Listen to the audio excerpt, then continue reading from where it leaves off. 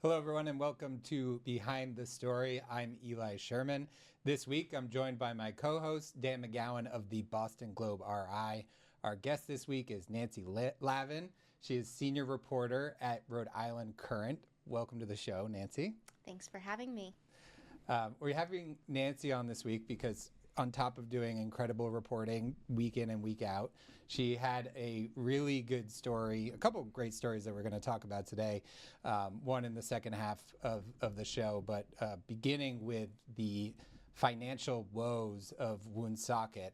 A lot of things going on up there, and a lot of them are money-related problems. So maybe just to set the stage, I want to get into why Woonsocket has found its way into this issue. But maybe just setting the stage, can you explain to folks what's going on exactly with the finances of Woonsocket? Sure. So Woonsocket now has been dropped by all three major credit ratings agencies. They've had their bond ratings pulled, which in short term, not a huge deal because if the city wants to borrow money, they couldn't, but they don't plan to borrow money. Woonsocket is not a city that regularly bonds for big capital projects. The bigger issue and the reason why all three rating agencies have dropped their bonds is because they are now 2.5 years behind on auditing their annual financial statements, which is what they submit to bond agencies and what those agencies, as well as other, businesses, investors, the state, the city, use to determine their current financial status. So right now, they are still not yet finished with their fiscal 2023 audit, which was due in December of 2023. And to give people an idea of that, the fiscal 23 means their budget that began in 2022 and ran until June 30th of 2023. So we're talking years now since the money was spent in that budget. Mm-hmm. Okay. And I think you mentioned it, with the inability or making it very hard to borrow money for big capital improvement plans. But there are other ramifications, right, that come with the not having your annual financial report in. Kind of you can't see backwards into actually how much money you spent, how much came in. And you actually got your hands on a draft of the audit that hasn't yet been submitted, but you got to look at it. How are things looking?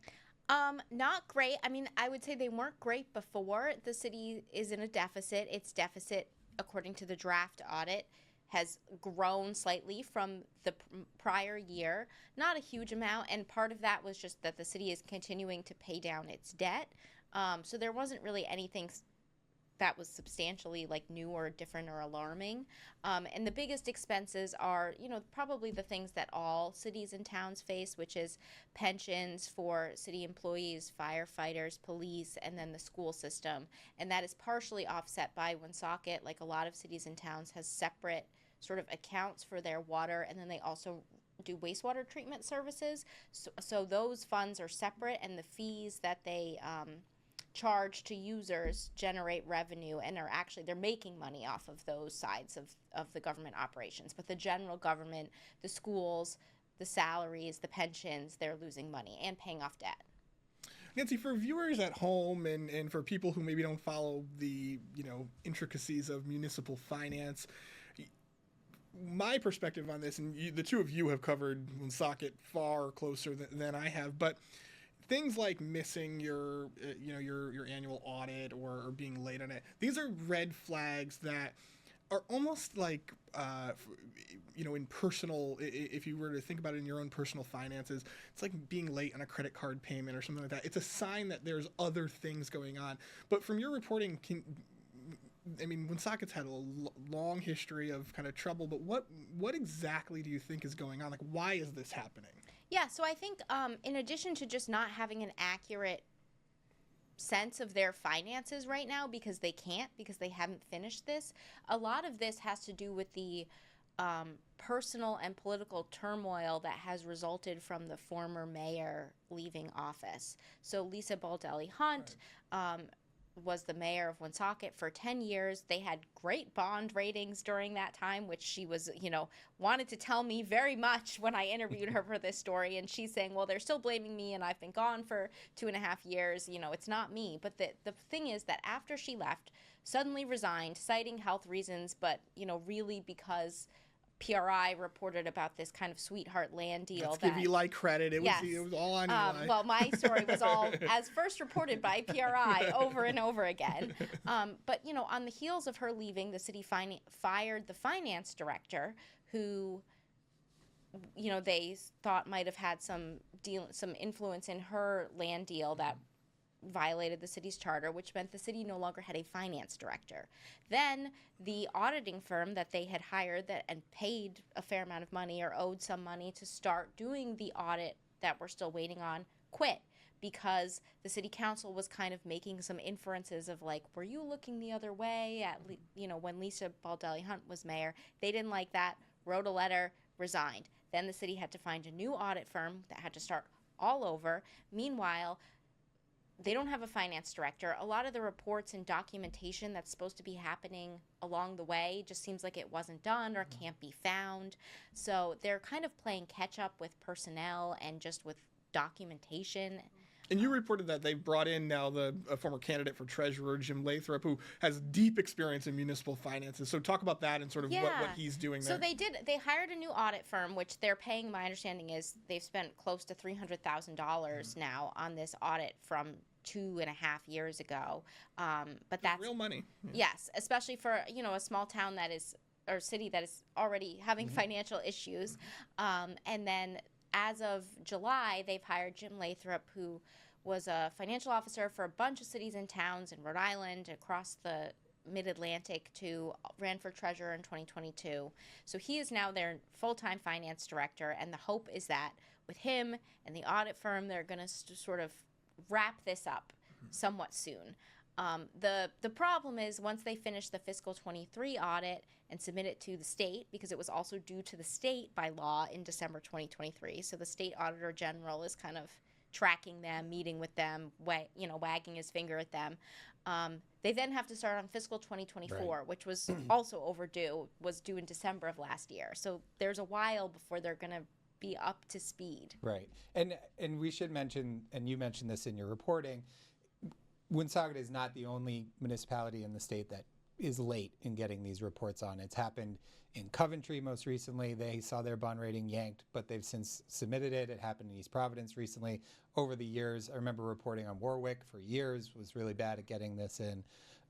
So they're not alone. But as you laid out, there was a cascading of events that happened from when the former mayor resigned amid a land deal scandal, and then through this sort of turmoil of personnel that has left them in a pretty tough spot. And so, how much optimism is there among the people that you talk to that the ship is actually righting here? I would say it's pretty varied depending on who you speak with. The current Woonsocket mayor declined to speak with me for my story. Why was that? Do you know? I don't know why. He I guess had heard I was speaking with someone in his office who had heard I'd already talked to one of the council members, and therefore said he didn't need to speak to me. And I said, well, does he even want to hear my questions? I have questions for him. No, he doesn't want to hear. No comment.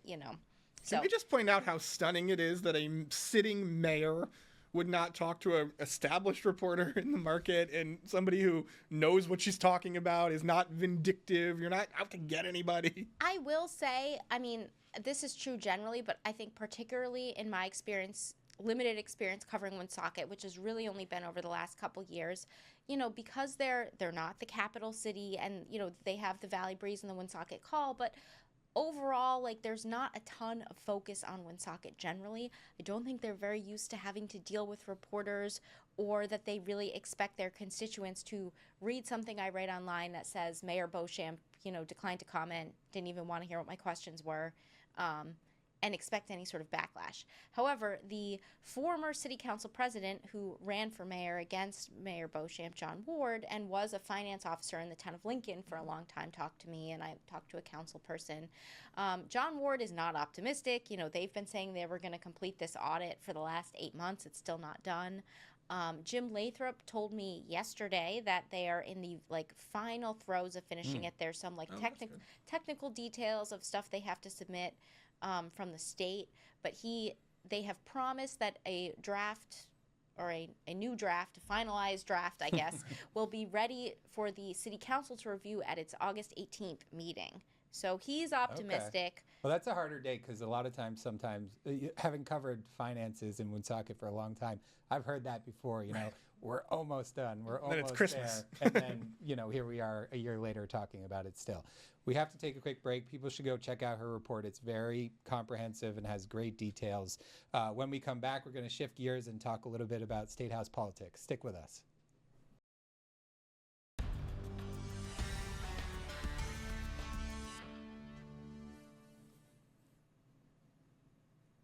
Hello and welcome back to Behind the Story. I'm Eli Sherman, joined by my co-host Dan McGowan of the Boston Globe. Our guest today is Nancy Lavin, senior reporter at the Rhode Island Current. Nancy, we talked about Woonsocket, shifting gears a little bit here to talk about some State House politics. It's quiet, legislative session is off, but you had a great story about sort of not your usual player that gets a lot of coverage up there, and that's Senator Pam Laurie, Democrat from Barrington. And I guess, could you talk a little bit about why you wanted to do this feature, which is great, people should go read it, why you wanted to do this feature and just the experience and how you feel it turned out? Sure. I think the main sort of inspiration was this procedural request that Senator Laurie made on the floor in the final week of session, which other outlets wrote about faster than I did. So this was my way to kind of catch up and do a more comprehensive story on who is this woman who is not kind of the loud state senator, but who did a pretty not unprecedented but bold procedural move, which essentially was asking the assault weapons ban, arguably the most high profile controversial bill of the State House this year, to be moved from the Senate Judiciary Committee, where it seemed unlikely to pass in its original form. It did not pass in its original form. Had a lot of opposition from both the Republicans and some leadership as well. Right. Yep. To the Senate Committee on Finance, just because the makeup of that committee seemed like a group that would be more likely to just advance the bill to the floor where it was widely viewed that it would pass. And it had already passed the House at that point. She didn't succeed. She was ruled out of order, which is sort of an interesting decision because if you look at the Senate's own rules, they explicitly allow senators to ask for something to be moved out of committee.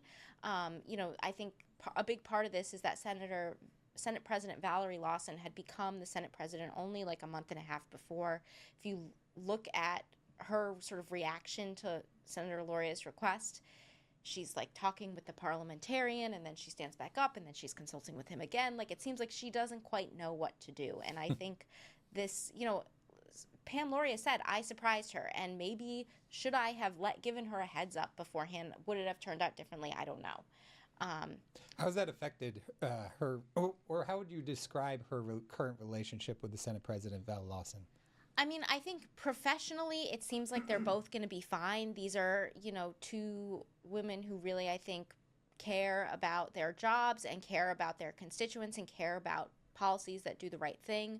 They were close friends, I think, before this, shared rooms at legislative conferences together, had meals together outside of the State House, just in their own free time, texted a lot, probably some personal, some professional stuff.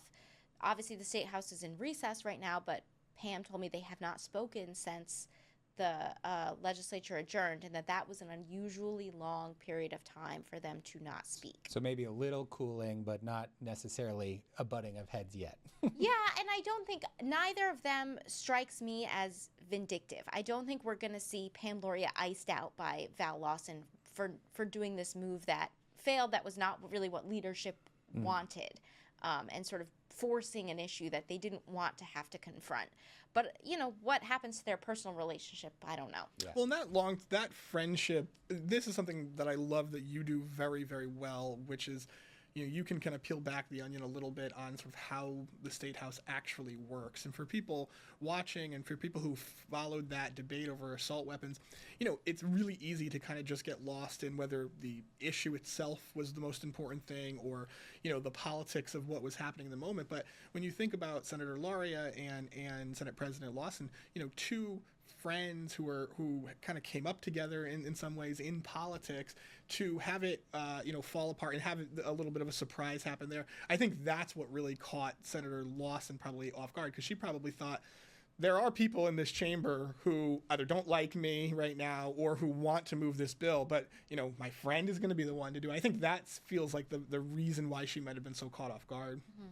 But I think that's also what makes, to me, Pam Lauria so interesting as a senator is, in every state, but particularly in Rhode Island, like, personal relationships really play a huge role in political decisions. And Pam Lauria's stance is, I like Val, I still like her, but the policies come first. She's a nurse practitioner. She started her career as a trauma nurse working in wound care at Rhode Island Hospital, treating gunshot victims. So for her, it was like, this is the policy that, she got her start, like a lot of women lawmakers now with Moms Demand Action.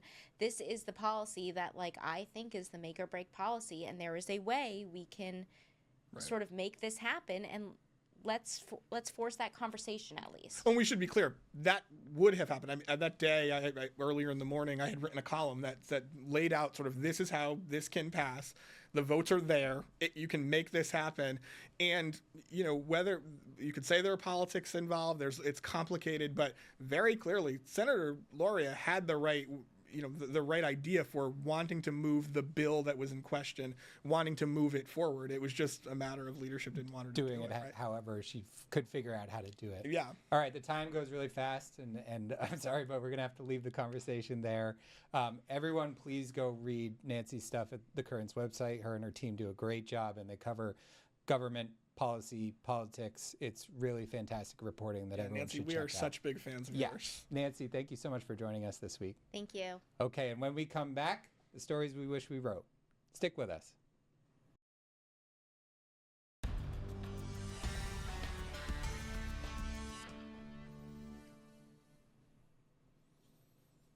Welcome back to Behind the Story. I'm Eli Sherman, joined by my co-host, Dan McGowan of the Boston Globe, entering into the final segment of our show, The Stories We Wish We Wrote, which is where we go and look at other stories around the market that are catching our eye. Dan, let's start with you. What did you like? Yeah, there are two stories, and one sort of hyper-local, and then one is kind of right in sort of our wheelhouse of sort of state house politics. So on the local level, Allison Shinsky, who's a former WPRI intern, and reporter, she was with our digital team. Shout out to her. Wrote this really great story in the Narragansett Times about what they're trying to do in Narragansett with this very large former public library, and they've got all these options. I love stories like this when they're deeply reported because I love the fight about how do we rehab this building? Is it affordable housing? Do you put do you make it a community center? These kind of things. And she did. She obviously sat through some public meetings and really dug through it. I thought she just did a fabulous job on that story. So shout out to her for that. Yeah, all politics is local, right? So like whenever you can find that tension, no matter what the topic is at a local level over a library, you can really bring something to life. And by the way, that's the kind of thing that if it goes the wrong way, could change elections. It changes government in the town. If somebody screws that up, it becomes the biggest story in town forever, right? And then on the bigger level, on the statewide level, I thought our friend who's been a guest on the show, Antonia Farzan, had an awesome political scene in the Providence Journal this week about looking at sort of what the politicians, their first jobs and their summer jobs have been, and we saw a lot of Dells, we saw a lot of lifeguards, and I just love first of all, I love the way Antonia reports. I love her ability to humanize. I feel like we could have Antonia on every week with this show because she always finds something totally different in the marketplace to be in our communities to be writing about. It is the definition of what we wish we were writing. So, what do you got? So I got a couple. The first is called "Why More Cranberry Farmers Are Selling to Conservationists, Not Developers." This is by Crystal Yormick at the New Bedford Light, which we've talked about before. They're doing a great job in New Bedford. But it's just this great story about cranberry bogs, and families that own this land and are either, getting out of the cranberry game or thinking about what they want to do next. And they're making decisions, and there's a real local effort from some advocates to try and get that into into conservation, and to try and secure it for environmental purposes rather than developing it into more housing or into commercial space or anything like that. And it just really actually brought something out in me, because I grew up with my my grandparents lived on the South Shore of Massachusetts. I remember driving by the cranberry bogs all the time and just thinking they were the coolest thing, especially when they light up with red. And her writing style is exceptional. I thought she did such a good job in that story. And it is really interesting because it's so easy right now, where everyone wants to develop things to lean right towards who can get the most money. It's nice to know the farmers and the people who own these businesses are actually also pretty conscious of wanting to preserve it in some way. Absolutely.